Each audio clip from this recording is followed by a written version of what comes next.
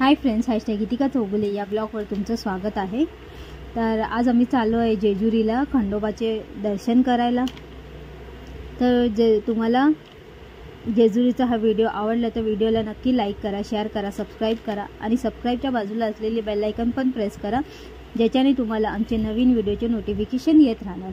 आणि इंस्टाग्रामवर पण फॉलो करा। इंस्टाग्रामची आयडी तुम्हाला स्क्रीनवरती दिसत असेल तर नक्की जाऊन फॉलो करा आणि व्हिडिओ पूर्ण बघा। तुम्हाला कसं जायचं काय जायचं मी पूर्ण व्हिडिओमध्ये सांगणार आहे, तर नक्की पूर्ण व्हिडिओ बघा। आणि आमचे व्हिडिओ दर संडेला असतात रात्री 8च्या नंतर, तर नक्की बघा दर संडेला रात्री 8च्या नंतर। तर आता जर तुम्हाला जेजुरीला जायचं असेल तर तुम्ही मुंबईवरून येत असाल तर तुम्हाला पुणेपर्यंत यावं लागेल। तिथून तुम्हाला बस भेटेल जेजुरीला जाण्यासाठी, तर तिथपर्यंत तुम्ही बसनी प्रवास करू शकता। जे महाराष्ट्र बस असतात त्याच्यानी प्रवास करू शकता। आता हे जेजुरीचं जे मंदिर आहे खंडोबाचे ते आहे पुणे जिल्ह्यातील पुण्याजवळचे जेजुरी या गावात आहे। अनेक भाविक लोक इथे येतात, म्हणजे संपूर्ण देशभरातील लाखो भाविक इथे येतात। ते इकडचे असू दे किंवा परदेशातले असू दे, लाखो भाविक इथे मोठ्या संख्येने येतात खंडोबाच्या दर्शनासाठी।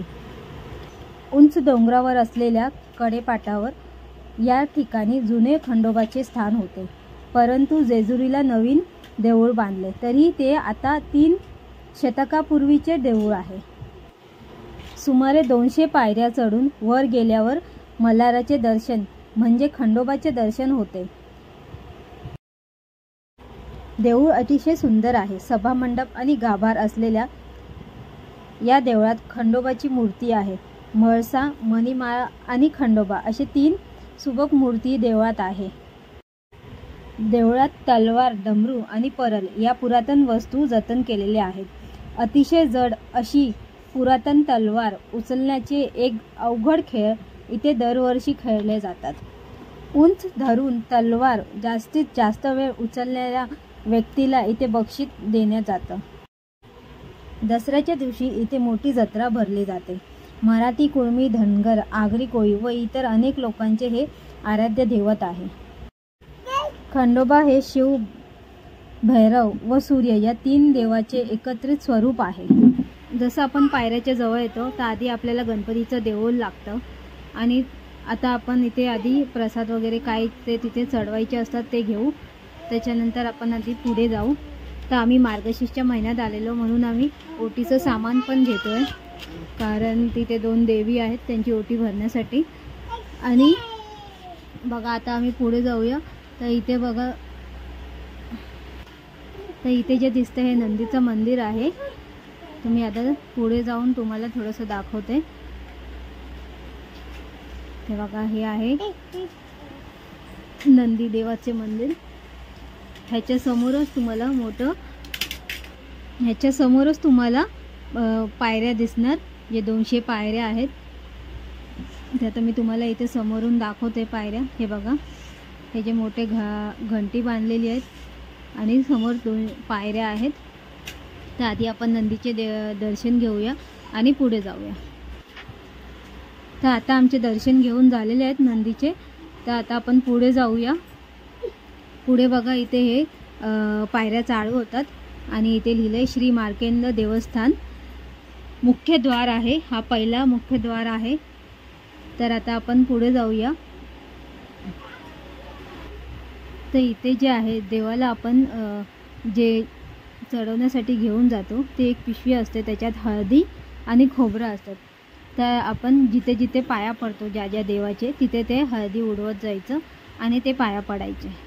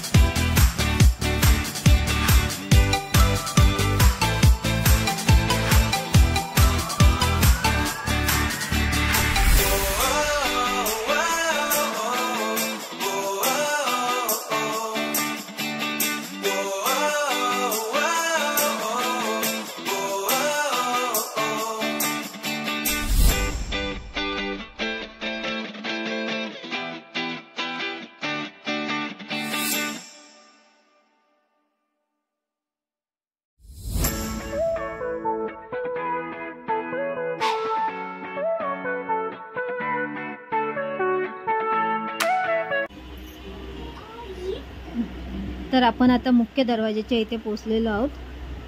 तर आहे हा इथून आता आपण डायरेक्ट मंदिरात एंट्री करणार. तर आहे तो मुख्य दरवाजा बघा. आता इथून वरती गेल्यावर आपण देवाचे दर्शन घेऊ. तर आपण या पायऱ्याने आता वरती जाऊया आणि वरती गेल्यावर मी तुम्हाला दाखवते इकडचा परिसर कसा आहे आणि देवाचे मंदिर कुठे आहे काय आहे ते. आता आम्ही लाईन लावून जातो की कसं जातो ते पण तुम्हाला वरती जाऊन मी दाखवते, सांगते कसं आपण जाणार आहोत. तर ते बघा आता आम्ही इथे पोचलेले आहोत. इथे भरपूर गर्दी आहे आणि हे समोर जे दिसते हे खंडोबारायाचे मंदिर आहे. तर आपण आता आतमध्ये जाऊया. तर आता आतमध्ये गेल्यावर आम्ही इथे ॲक्च्युली लाईन भरपूर आहे, जे नॉर्मल लाईन असते ती भरपूर होती, म्हणून आम्ही पास काढून आतमध्ये जायचा निर्णय घेतला. तर डायरेक्ट जे देवाचे दर्शन घ्यायचं असेल तर ते पासचे 200 रुपये आहेत आणि एक 100 रुपयाचा पण पास आहे. बहुतेक त्याच्यासाठी तुम्हाला थोडंसं लाईन लावावं लागेल. पण आम्ही जे पास काढले 200 रुपयेवाले ते डायरेक्ट एंट्री होते, डायरेक्ट मंदिरात एंट्री असते, जिथे तुम्हाला समोरासमोर खंडोबाची मूर्ती दिसते. तर आम्ही 200 रुपयाचा पास काढून आतमध्ये गेलो आणि दर्शन घेतलं. आणि आमचे लहान लहान पोरं होती म्हणून आम्ही पास काढून आतमध्ये दर्शन घेतले.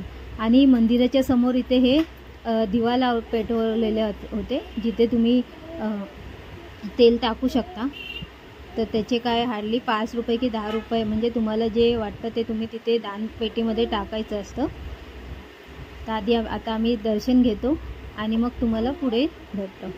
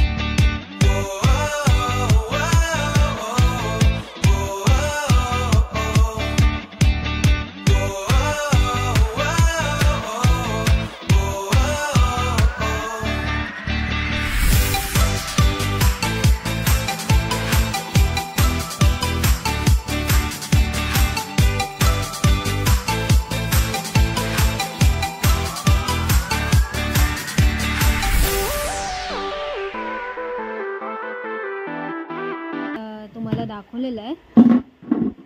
तर व्हिडिओ आवडला तर व्हिडिओला नक्की लाईक करा, शेअर करा, सबस्क्राईब करा आणि सबस्क्राईबच्या बाजूला असलेली बेल आयकॉन पण प्रेस करा, ज्याच्याने तुम्हाला आमचे नवीन व्हिडिओचे नोटिफिकेशन येत राहणार। आणि कमेंट देखील करा तुम्हाला हा व्हिडिओ कसा वाटला। आणि व्हिडिओ बघायला विसरू नका, संडेला असतात रात्री 8च्या नंतर। येलकोट जय मल्हार। जय मल्हार। चला बाय, आता भेटूया पुढच्या व्हिडिओ सोबत। Till then take care, bye bye.